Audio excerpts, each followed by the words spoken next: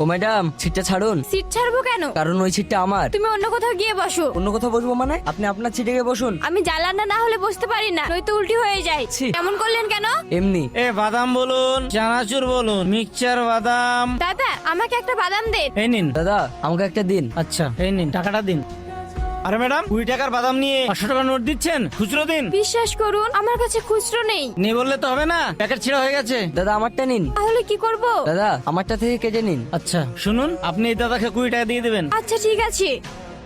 কি রে, ভালো আছিস? হ্যাঁ ভালো আছি। রাস্তায় তো দেরি হলো কেন? আর বলিস না, বাসটা এত আস্তে আস্তে চলছিল, মনে হচ্ছে পিপড়ি চলছে। ও, তুমি এখানে? হ্যাঁ। সামান্য 20 টাকার জন্য তুমি আমার বাড়ি পর্যন্ত চলে এসেছো? আরে তুমি ভুল ভাবছো। কিরে, কার সঙ্গে কথা বলছিস? আরে সেলিম, তুই? হ্যাঁ, ভিতরে আয়। দে ব্যাগটা আমাকে দে। আর তোর এত দেরি হলো কেন? আর বলিস না, বাস থেকে নেমে তোর ঠিকানা খুঁজতে খুঁজতে দেরি হয়ে গেল। মা, ও মা, কোথায়